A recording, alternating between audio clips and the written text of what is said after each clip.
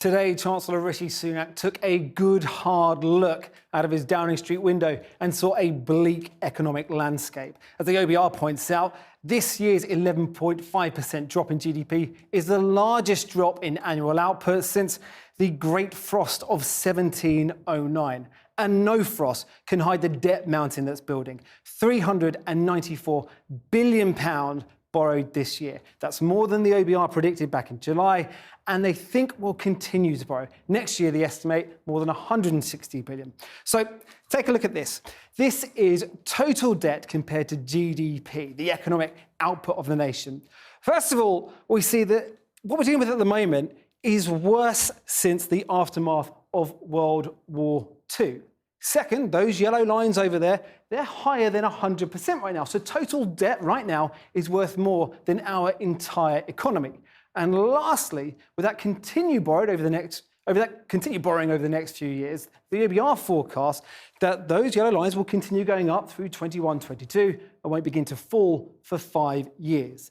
The next mountain on Rishi Sunak's horizon is unemployment. It's been rising. The OBR forecast it could hit 7.5%. That's 2.5 million people out of work. But just to put that into context, if we go back to the last major recession after the global financial crisis, you're about to see here a blue point hitting 8.5%. Today, of course, Rishi Sunak made the point that he was spending billions prioritising lives and livelihoods over debt for now. So a lot of spending, a lot of borrowing. Who's going to lose out? Well, he confirmed that public sector pay freeze for all but the lowest paid, as well as doctors and nurses. That saves an estimated £2 billion. And there was no mention of extending that £20 a week uplift to universal credit due at the end of April. That's worth about £1,000 a week to the poorest families. Poverty campaigners very unhappy with that. When it comes to dealing with debt, though, interestingly, the report says the cost of servicing that debt is actually lower than we forecast in March. But the way that we have borrowed, favouring shorter-term debt, has increased the vulnerability of public finances to future economic shocks, so potential problems ahead. And then, of course, there's Brexit. Not a single mention of that word in the whole of the Chancellor's speech, but the OBR did mention it quite a few times. This table shows how industries have been affected by both coronavirus and a no-deal Brexit. What it shows is that the few industries that did okay this year, short blue lines here, will be heavily affected if there is a no-deal Brexit. So finance, real estate, big, long yellow lines. Now, of course, borrowing would also be up £10 billion, the OBR estimates, and GDP will be down.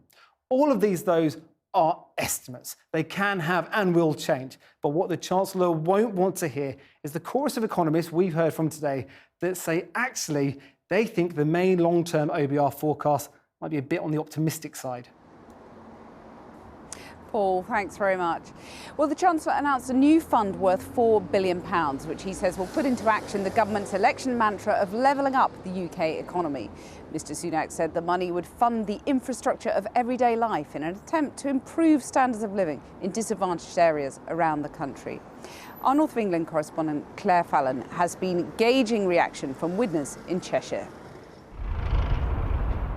The financial impact of this year will cast a long shadow. And in places promised so much before the pandemic, there's a fear the shadows may stretch even further into the future. It's hard on everybody, you know, really hard, you know what I mean?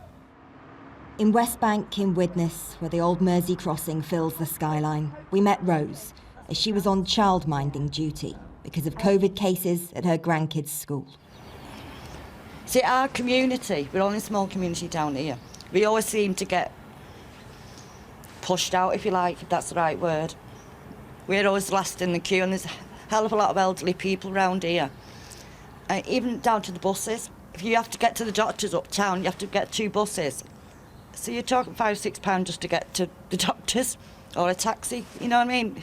And that's the stuff that makes a difference, isn't it? Yeah, well, yeah. You know, I mean, if you can't get anybody, like I said, there's a lot of elderly people, and they have to get the bus. So, yeah, West Bank does get pushed out. On one of the local industrial estates, compared with a few months ago, they feel there is light at the end of the tunnel at this factory. We've had a very tough time.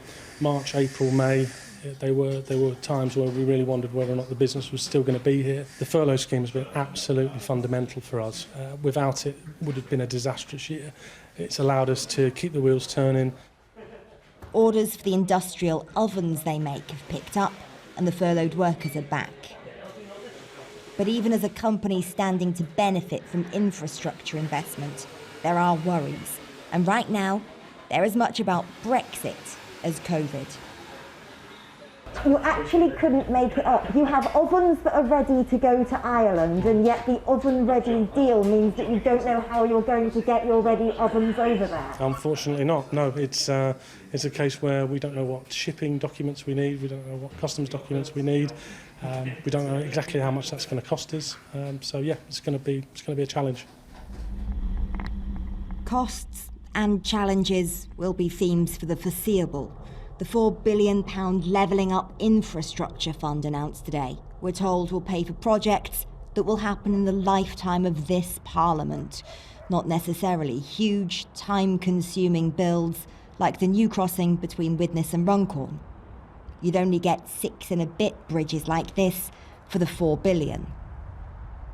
In some ways, what we got today was more detail to go with the Build Back Better mantra the government's been so fond of, as the Chancellor promised a once-in-a-generation investment in infrastructure.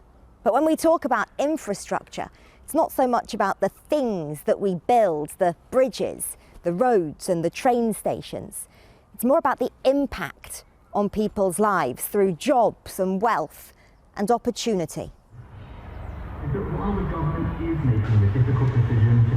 As the Chancellor delivered his statement, we noticed Peter. I spotted you in your car listening to the Chancellor. Yeah, just seeing what he's up to. I mean, I'll be honest with you, like in the 80s, round here was devastated, absolutely devastated.